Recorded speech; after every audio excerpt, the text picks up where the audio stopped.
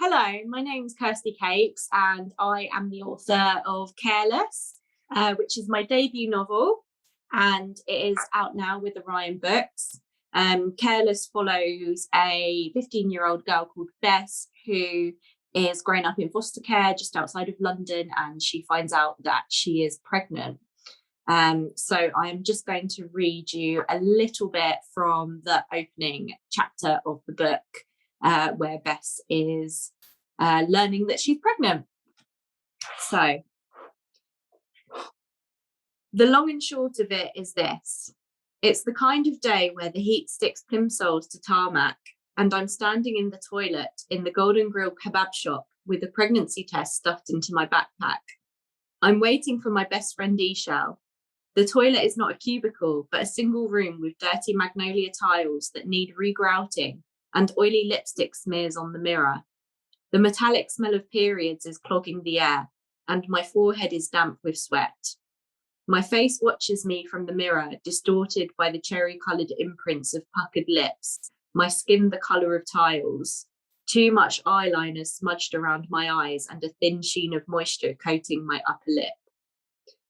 The first thing I ever learned about my biological mother is that she was very into astrology, the zodiac. I have a pattern of freckles on my lower back, which, if you look at in a certain way, resembles the Big Dipper, and I wonder whether she has the same constellation on her own body. When I was born, I was already dead. I left the womb with my umbilical cord wrapped around my neck. Had my mother hoped I would never come back to life? I wonder whether or not it's time to do the pregnancy test, whether I really counted the days right, whether I'm even late, or if this is some gross trick my brain is playing on me, addled by the smell of chip fat in the kebab shop. I turn the limescale encrusted taps back on and splash water over my face. I think about Boy. What would he think if he saw me now? Sometimes Boy drives us to Chertsey, one town over, and we climb up to the spot on St Anne's Hill with the bricked-in observation deck, and we make bets about who can get down faster. And we run so hard, I feel like my legs will swing out from under me and I'll break all my teeth on the ground. And he always wins because his legs are so much longer and stronger than mine, which are pudgy from too much sleep and too many kebabs. And when it's autumn, he picks up leaves and twirls the stems between his thumb and forefinger before giving them to me. But we haven't done that for a while now. I rattled my backpack, listening for change, and realised that I spent the last of my money in the chemist's, and now I have none for chips. The small frosted glass window in the bathroom is open, and outside I can hear Bora, or one of the other guys, dropping a rubbish bag into the industrial-sized metal bins. The time is 3:04 p.m, according to the Hello Kitty wristwatch I stole out of my foster sister Clarissa's jewellery box at home. I unzip the front pocket of my bag and take out the long box I got from the pharmacy.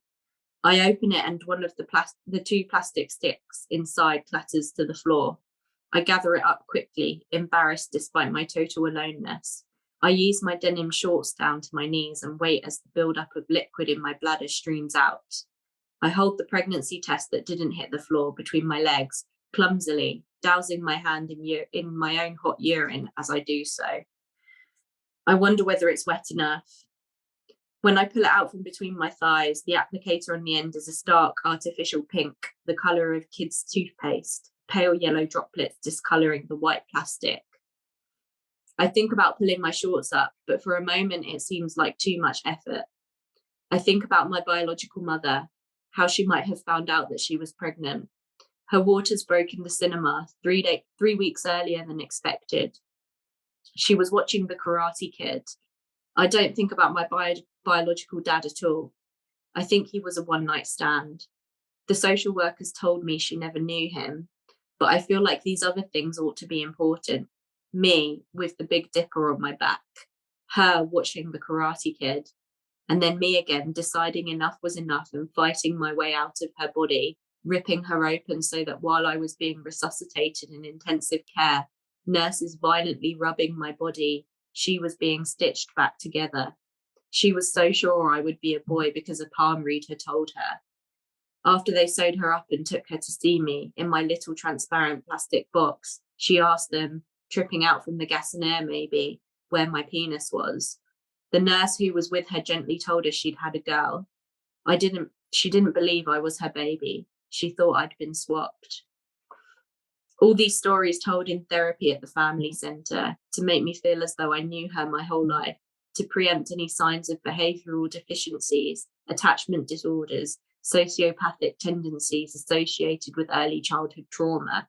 The case file turned into fairy stories that would make sense to me in ways the truth would not. The pregnancy test is positive. I see the pink cross and I can't see the off-white sink, the tiles, the slimy lipstick kisses, the permanent marker love notes and pentagrams. I concentrate and strain my eyes until they burn and everything disappears from sight, except that little pink cross. If I screw my eyes shut and open them quickly, the tiles make psychedelic patterns in purple and blue. I check my watch again, and impossibly, it's only been 5 minutes. In 2 months' time, there's going to be a total eclipse. My skin is salty. I think about cockroaches surviving a nuclear winter by curling up into the fetal position in the mud. I tug my feet up to my knees, mindful of the puddles of urine and God knows what else on the floor. I wonder how I'm going to survive a nuclear summer. I wonder what on God's green earth I'm going to tell Boy. My bum is stuck to the plastic toilet seat. I haven't shaved the backs of my thighs and the hairs are poking into my skin. When I was 10, I went through a phase of compulsively banging my head against the wall. When I was 12, I tried my first cigarette and I was so ashamed of myself that I hit myself in the face until, I swear on my life, the shape of my skull changed, my forehead flattening, like one of those pre-Homo sapiens. I wonder if I hit myself in the stomach enough, this will all go away. Wonder if the shape of my body will change. Stupid of me, because of course it will. I'm 15 years old.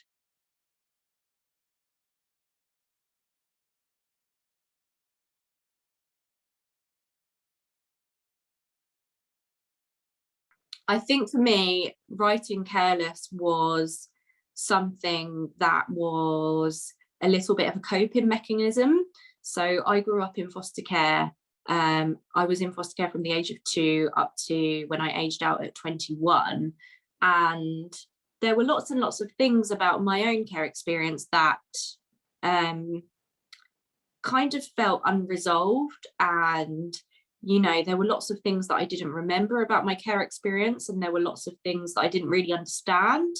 And I was writing a lot. I went to university, I did creative writing at university, and I sort of came to this realization that all of my stories that I was writing on my degree were in some way about the care experience. And I realized that I wanted to tell a story about care experience. I wanted to write a book about care experience. And this is kind of where Bess came from. I wanted to tell a story that felt true to me and true to my own experience, because I didn't really see much of that out there already. And yeah, the book just kind of fell out of me.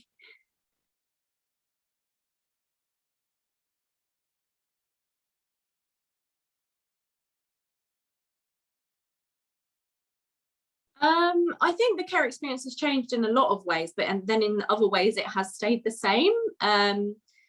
So, basically the way children in care are treated depends on, the particular policy strategy of whichever government is in power at the time.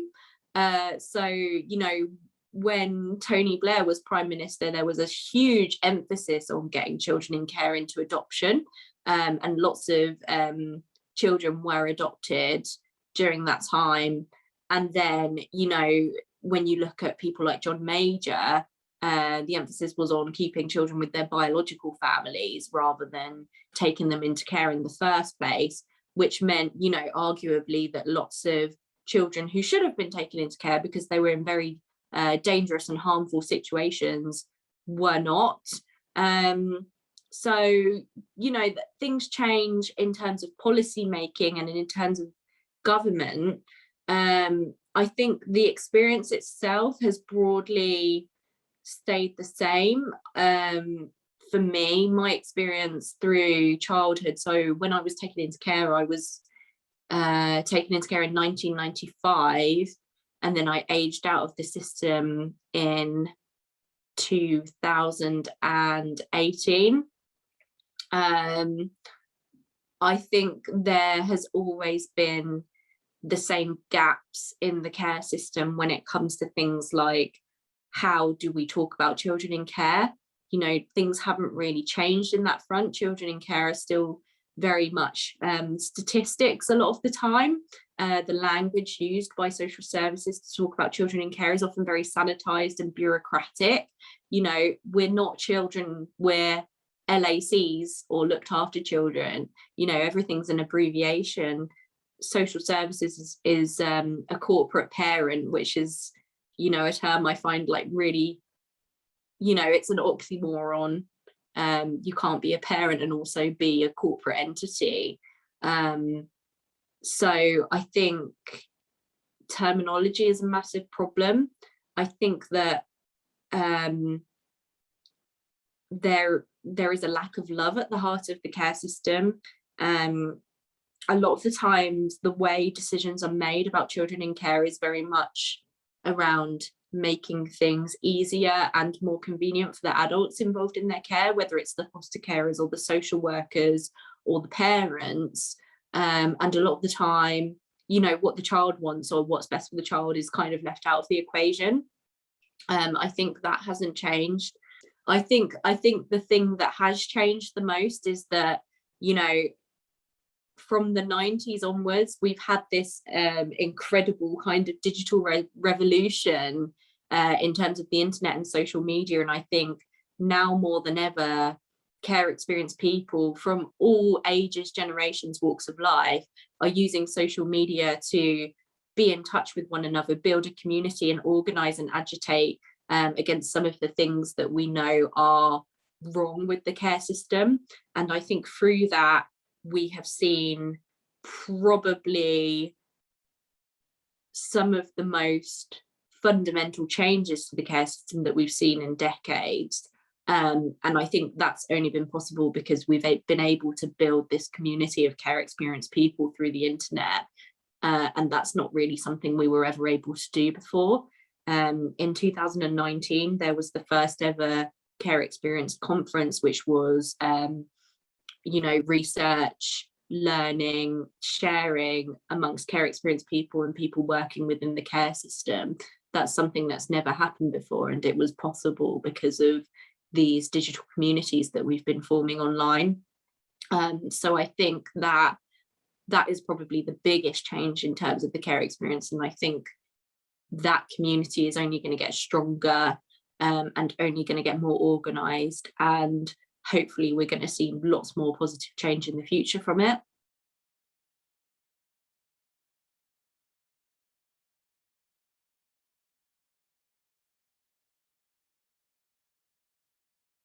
Yes.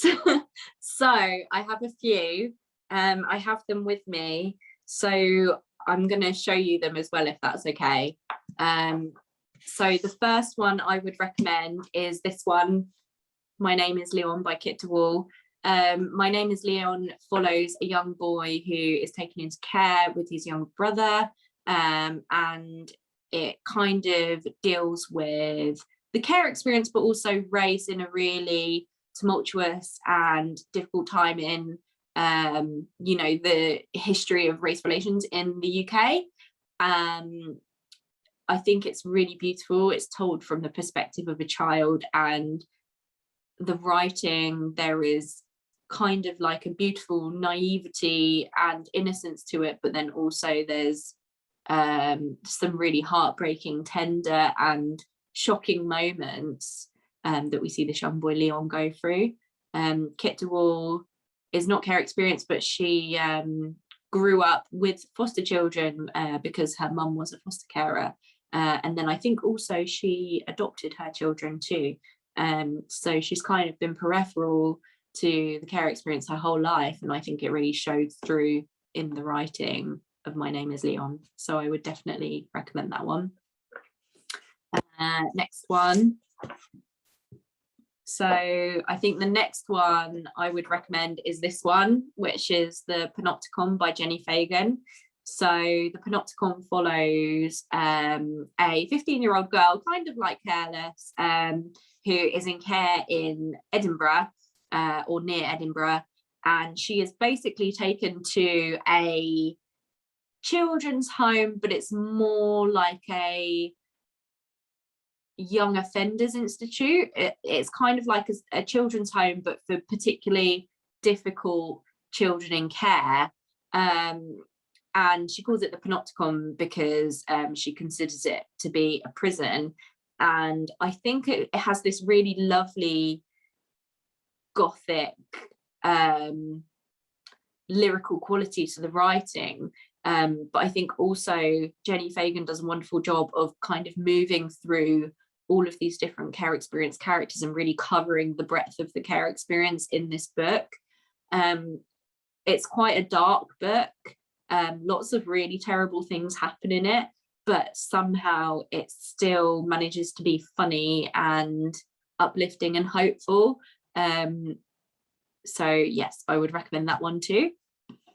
The next one I would recommend is this one, Solace of the Road by Siobhan Dowd. So Solace of the Road follows a young girl called Holly who has lived in children's homes for most of her life, and she has had lots of failed placements with foster carers, and this story is about her moving to a new foster home with new foster parents, and it's kind of assumed that she is going to live with these foster parents for the foreseeable future. But Holly is still, you know, she really wants to be reunited with her biological mother, and she goes on this journey to Ireland to find her biological mother, and she takes on this persona of Solace along the way. So it's kind of a journey narrative, but at the same time Holly is recovering memories of her childhood and her mum and what happened to her to, you know, cause her to be taken into care. And it's a young adult novel, so it's for teenagers, but I think it's worth reading at any age, really. I read this for the first time in my 20s and I took so much from it. A lot of it resonated with my own experience, and again, really beautiful writing, really lyrical, and a lovely strong female protagonist as well. And then the last book I'm going to recommend, which is a bit different to the others, this is Red Clocks by Lenny Zumas. I think Lenny Zumas is Canadian, but I'm not 100% sure. I'm pretty sure she's Canadian.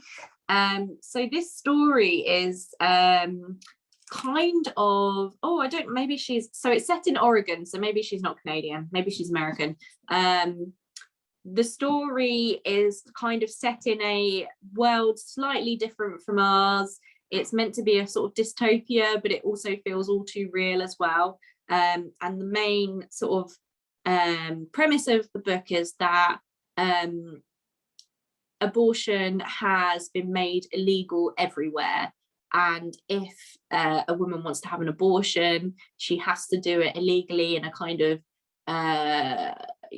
back alley situation. Otherwise, she risks being arrested, being thrown in prison, etc. And the care experience character in this book, Mattie, she is adopted. She finds out that she's pregnant, and she's only in school, she's really young, and again, kind of like Beth, she has to decide what she wants to do about this pregnancy, whether she wants to have the baby or whether she wants to, take on the really risky and dangerous journey of having an abortion in a world where abortion is legal. And there's lots of other women in the book, and the book kind of follows the relationships and the journeys and lives of all of these different women. and how they kind of interlock with one another. It's really unusual in the prose style, like it's very different, and it's a very narrative driven book, and I think it's really beautiful. It's not just a portrait of the care experience, it's also a portrait of what it means to be a woman, especially in our contemporary times, if you like.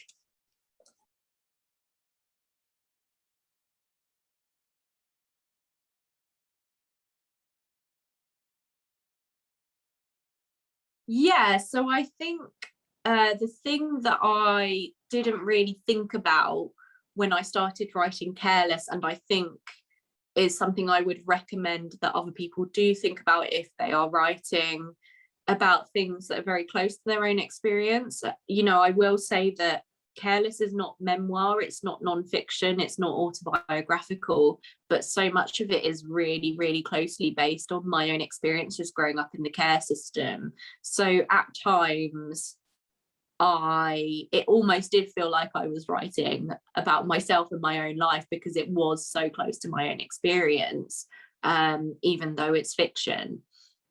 What I didn't realize was to kind of delve into my own perceptions of that experience, to really examine my own trauma responses, and put that onto the page.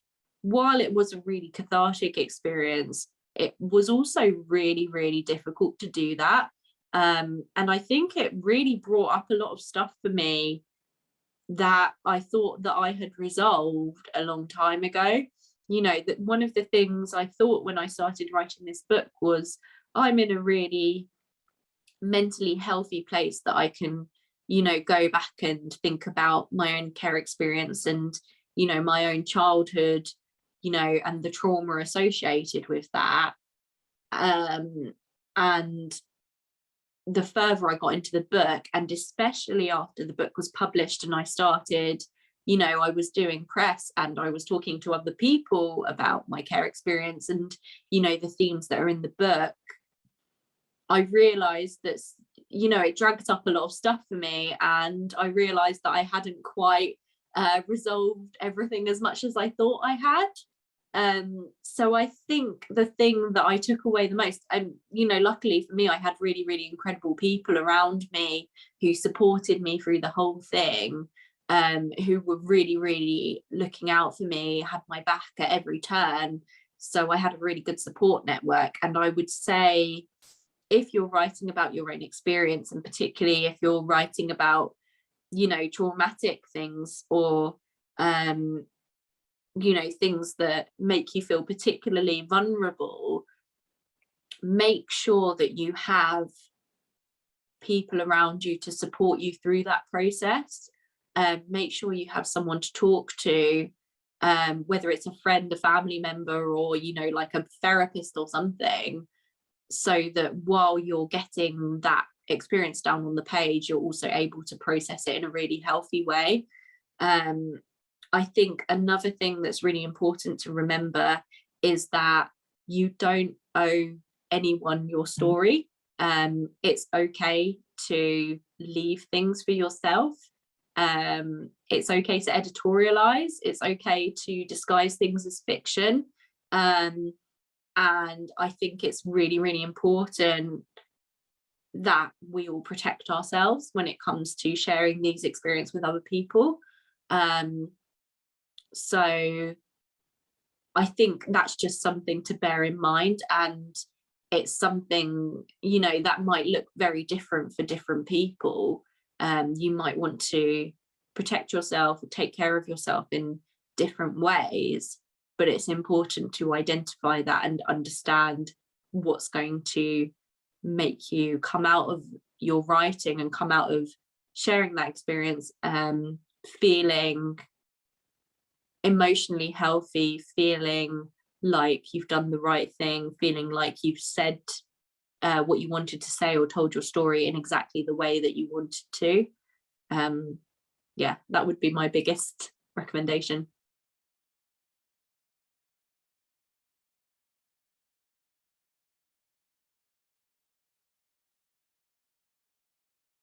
Yeah. So I also have a 9 to 5 Monday to Friday job. So I know how difficult that it can be to find the pockets of time to write, especially if you've got other commitments as well. So I think the main things that I found that work for me are little and often. So I try to write every week. If I have the time, I will do like a Saturday morning and a Sunday morning. At the moment, because I'm in the midst of editing, I try to sort of write maybe about at least 30 minutes a day, and then a little bit longer on the weekends. It doesn't matter whether it's any good. What's more important is exercising the muscle. And then you can always go back and edit if you need to, or throw things away if you need to, or rewrite if you need to. I would say that it's really important to reward yourself after writing. Give yourself something to look forward to.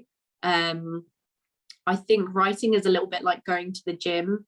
A lot of the time you don't want to do it, but then after you've done it, you feel a lot better and you don't understand why you never wanted to do it. I think that organisation is really key, especially if you're juggling a lot of responsibilities and you have other commitments. So a lot of my writing is done in a spreadsheet before I actually open the Word document. And I think as well, it's really important to remember that writing is not just opening a Word document and, typing words on a page and, hitting a 500 word count or 1,000 word count a day or whatever it might be. Writing can be done in your head all the time.